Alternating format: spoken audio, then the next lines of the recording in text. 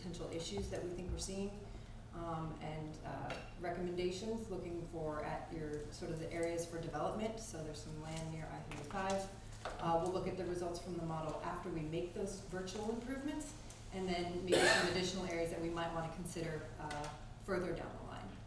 So 2 slides, please. Okay. So the way that the model was built, we took the GIS files that you guys already have, and then combined that with your customer billing data. So that allowed us to identify everyone who's taking water off the system and tie that into the different locations based on their address. So what that does is those GIS files show us where all the pipes are. You can see here on the right-hand side, this is a zoom in on your east water plant. It shows you what the piping network is. The different colors represent different sizes. And if your eyes are better than mine, you may be able to see the individual black lines, which are the dotted lines, which represent each of the individual customers that pay Pearsall for water. So that was the base format. We took the information that we had and we updated that into a geographical system with the billing data. From there, we went out, some of our engineers came down in mid-April. Maybe you saw them around and performed what we call a hydrant test. So putting monitors on multiple different points within the system and then flushing out the hydrants to see what happens and how the system reacts. And that helps us to calibrate the model so that it accurately represents what you have in the system. So what we have in our computers represents what's in the ground.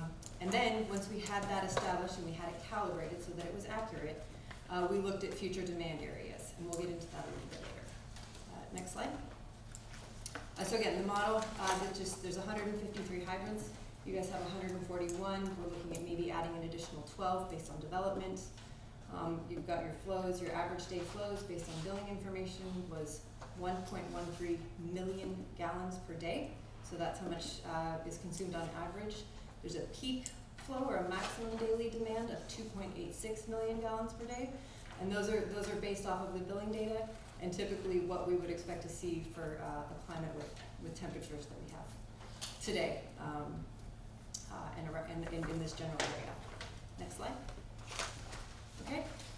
So once we did that, we ran the model. We looked at 3 different things. We look at minimum pressure requirements. The guidelines for minimum pressure are 35 psi. Anytime it drops below 20 psi, you run the risk of contaminants getting into your system or issues with water quality. And that's typically when you might issue a boil water advisory. So we looked at that. We looked at the pressures in the system. We looked at fire flow availability. So what happens during that max day demand when you have a really hot day? Are you able to provide adequate fire flow of 100 gallons per minute? And then the last thing that we looked at was water age. So how long does the water sit in your tanks? If it sits too long, it can affect the quality. You can get things growing in it. You can have issues with taste and odor. Next slide. So these are the results. On the left-hand side, you'll see sort of the overall view of Pearsall with all the water lines. The different colors of the lines are the diameters and size.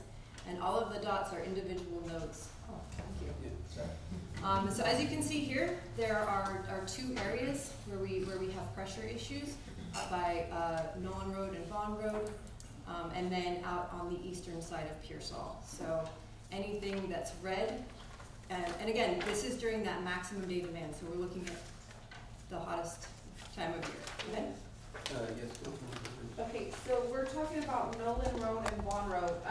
Mr. Reyes, correct me.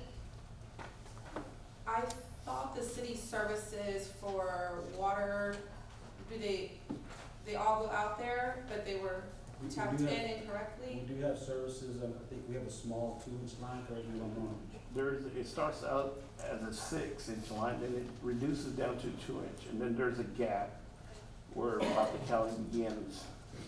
And then it starts up again further up the road, about 700 feet. It starts up again and comes around through Horizon West. But we do have customers out there. Yes, we do. So for a point of reference on the screen on the left-hand side, that's that red box in the upper left-hand corner. Stacy, I'm sorry.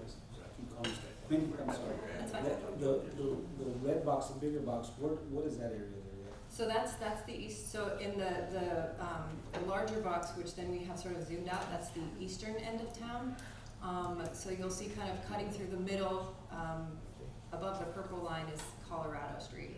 So again, you have some of those smaller 2-inch diameter lines, which can cause flow restrictions, which can result in low pressure. So the key areas to focus on are going to be the red and the orange. Those are going to be below the 35 psi.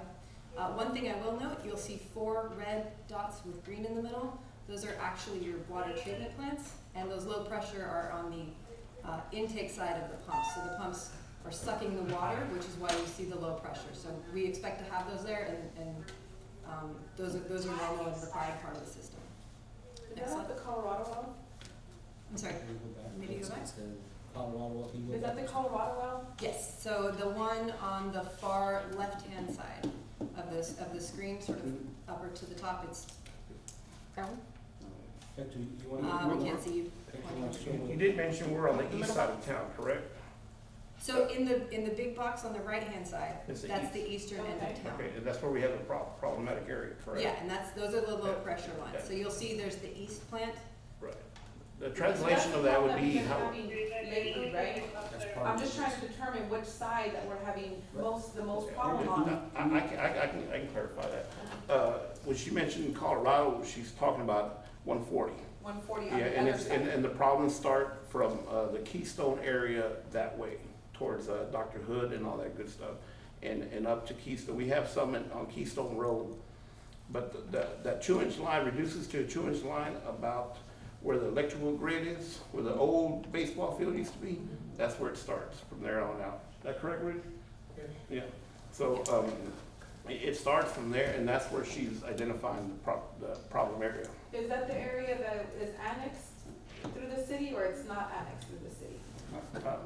The population ends about 300 feet from the old baseball field. There's a population sign, and it does carry past the population sign. I don't know, I have to check, to see where that ends. Okay. But to answer your question, some of these problems do exist in the ETJ. And the ETJ, again, is not city limits. So we do provide services to people not in city limits, just so we're clear. We do have customers that are outside city limits that receive water, and in some cases, I don't think we have anybody with sewer services, but I'm not sure. I don't think there's no sewer services up there. There's water. The demand has always been for water. That's why when you look at customer accounts, you have a lot more water customers than you do sewer customers and even trash customers. And a lot of the times, because they don't meet the grades, so that's why they don't have sewer, because they're too low lying. So that's why. So what you see now on the screen is the fire flow availability assessment. This fire flow assessment is done during that maximum day demand. So this is assuming that it is the hottest day that you have and everyone is watering lawns, taking showers, doing dishes, during hot weather, filling up the kids' pools, doing all of the things that we do that take a lot of demand. And then there's a fire somewhere in the system. How much flow is that hydrant able to produce with all of that maximum day demand? So you can see here, the target, again, as we mentioned earlier, is 1,000 GPM, so 1,000 gallons per minute. So hydrants that are in good standing, that have enough sufficient flow, are gonna be your green and your blue. And as you can see, they're sort of clustered in the middle of the city. As you get around the outskirts, that's when you start to maybe see some issues or potential issues with fire flow and being able to provide as much supply that may be needed in order to fight fires. The red is showing, that is where the red is identifying when the water sits for so long. So this is fire flow. So Okay, what this fire is making sure that the hydrants Okay. have enough pressure behind I just them. got worried, 'cause there was a lot of red there, so I was worried about sitting water. There should No, be some no. clarity with that, because it is, again, there's a fire. Basically, what that's telling you is that those areas in red could be potential issues for fire, again, putting out the fire, having hydrants out there that can provide enough pressure to support, putting out. Because there's some houses that have been put there, placed there, or built there, that never were requested to put a fire hydrant out there. Right, you put the fire hydrants at, really that's something the city does again for fire protection. So you put those hydrants out there to be able to supply the protection that people need. Yes, ma'am. Next slide. So you had mentioned earlier talking about water age. I have 2 slides here that are looking at how long the water sits in your storage tanks. So this is your elevated storage tanks. Again, the target here is 168 hours. You don't want the water to sit there for more than that. And you guys are well below 62 here for your elevated tanks. And then next slide. It's well below 70 for all of your ground storage tanks. So no issues with water age in the system. So 2 slides now. So we sat down with the team here and identified areas of potential growth and development, which you see here highlighted in yellow. There's some undeveloped land east of I-35, main I-35, where there's potential growth. A few lots out along the new I-35 annexed area where there could be some growth and some additional demand. And then as well as number 7, right in the middle, is the Athol Lane development, which is actually progressing along quite a bit. We do have conceptual drawings for that. So that's what we looked at, and that's what we brought into the model to see what would happen, so we can plan for those developments. So 2 slides. So based on what we saw with the model, we looked at a couple different things that we wanted to, improvements that would need to be made in order to address some of those those issues that we're seeing in the existing system, as well as supply water to those future demands or those future customers. So the first thing is actually one that you guys already had in your line of sight. It's a new elevated storage tank and well on the far western side of the city. So this is near the new detention facility. Sorry? Okay. So we looked at putting in a 500,000 gallon tank along with an 800 gallon per minute well. You can see here in the image it's shown right north of the detention facility, but anywhere along that loop, that roadway, Veterans Drive is really going to have the same impact to the water system. Next slide. The next 2 slides are really about the pipe network. So I've got one slide on upsizing existing lines. So here, we found 10 areas, and those are going to be the ones that show up in green or teal color on the map. The biggest impact here was actually also one that we had discussed early on, but it's upsizing the line which comes down the Colorado Street plant. So this is going to be on the western side of town, and it's right in the middle in green. Upsizing that from a 10-inch to a 12, has significant improvements on the system's performance. And then the next slide. So these are sort of the 6 recommendations for new pipe. And then in your packet, you'll have 3 more slides that go into each of these individual projects in a little bit more detail and say how that they impact that. But in the interest of time, I'm just going to kind of briefly touch on some of it. The one that I wanted to bring to your attention is bullet number 3 up here, which is install or open the 6-inch line from John Deere to FM 1581. So we met with Fred and with Hector last week to kind of talk about the preliminary results, and based on the model and based on the calibration, we identified that there was no flow going through this line. So, the initial recommendation was, okay, well maybe that line doesn't exist, it hasn't been built yet, or potentially there's a valve there that's not open. And so, so the model flagged this as an issue. The hydrant test showed that there wasn't flow there, but the line is there. So Hector and his team went out. I think they, a hot day, dug a lot of holes, and 700 feet south of the facility, they found a buried valve that was closed. So the model was able to predict and identify that there was no flow there, and open that up to help with the pressures and the flow in that general area with very little cost, just some man hours and equipment time. It just goes to show the accuracy of what we're seeing here and how well the model represents what you have in the field. Okay, next slide. So let's go ahead and jump ahead a few. These just talks about each of those different projects. We've got the I-35 annex here. There's some smaller ones. Oh, next slide. And 2 more. So that just goes into detail on those 6 lines, but I want to respect everyone's time. So what happens when we make all these improvements? We definitely see an impact in the system. So next slide. Oh, next slide. Oh, no, she did. She's ahead. Okay, so, the first one, with these improvements, the issue of the low pressure out on Nolan Road, Vaughn Road, that goes away, as well as everything out in the east. Based on the conversations we had last week, we did a little bit of tweaking with the improvements we want to make, and after we make these improvements, there are actually no areas of the system that are below that 35 recommended PSI. And I know the bullet says that there's one location, but after the tweaks, we were able to, in the projects that we're recommending, we're able to eliminate that as well. So, huge impact. Next slide.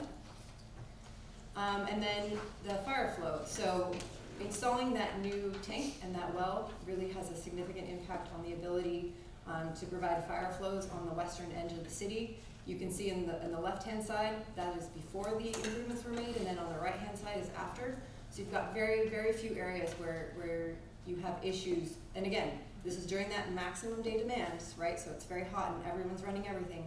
And then you have a fire flow, a fire somewhere that you need to address. So significant improvements all around the city, especially in the periphery, but there are still areas where we may want to consider additional projects to try to address some of that. Next slide. So again, there weren't any issues with water reach, so we weren't concerned with that or trying to make any changes. If you did want to look in and dive in a little bit further for some of those outlying areas we were just talking about, there's this upsizing of this 2-inch line out to the east, which is in the ETJ or possibly an annexed area. Next slide. So that would help with some of that lower pressure out there. And then for some of these hydrants, there's some things, you can see we still have some orange and some red. There are some things that we could definitely look at and consider adding into as a project to help out on the southwest side and the south side of town. So looking at increasing redundancies, installing some additional lines, but the base scope that we have in there really, really has a huge impact on a lot of the issues that you're Wendy, seeing. can you explain to the council what redundancy means? I'm sure they know what it means in terms of the system, not the water system. Yeah, so the one that I think is a perfect example in your system here is, so we found that closed valve on FM 1581. With that valve closed, and then the only source of water on the west side of the city, so to your medical center, to your detention facility, is that one line that goes under I-35.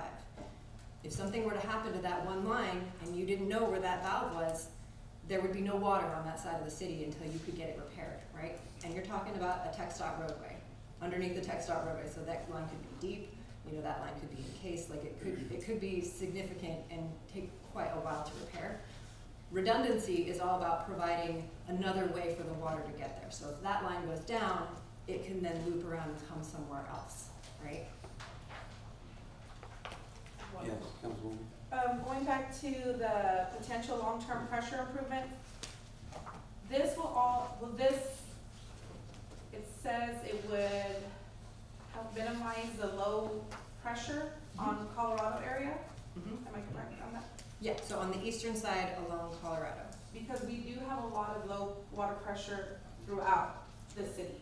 Mm-hmm. Would this only improve this Colorado area, or will it improve the city as a whole? It'll improve the city as a whole, and it'll bring those outlying areas up to the standard of the 35 PSI, so the 35 pounds of pressure that we like to see in a water system to help maintain the quality and the pressure in your shower. And the 35 PSI, the magic number there is because TCEQ requires that pound per square inch.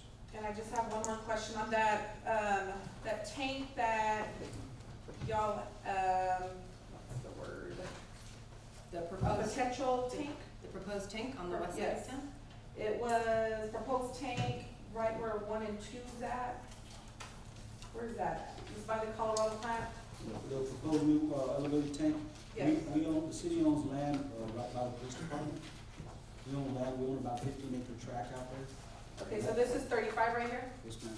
So this is where the police station's at over here? I'd have to. It's, Right in front of the Geo. Gio? No, it's not really this. So we have some land. So Veterans sort of comes down after it passes the detention center, and right as it's looping back in, it would be on the north side of Veterans as it's coming back to I-35, is where the site is. Okay, that's one question, I didn't understand that. Yeah. Thank you. Council? Yes. So, I just have one question. With these improvements that we're looking at moving forward, that is needed within our city, let's just say we're being proactive here, business increases within our city and those Oxford area. Are we gonna have